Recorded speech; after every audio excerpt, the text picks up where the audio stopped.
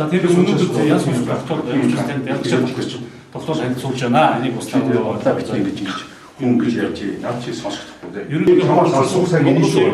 Юугийн 37 асуусан журмд шуурын өстэй төлөвлөсөн заасан шүү. Чиний өөрөнд болохоос юм цод гэж бодож ингэж юм хийж байгаа.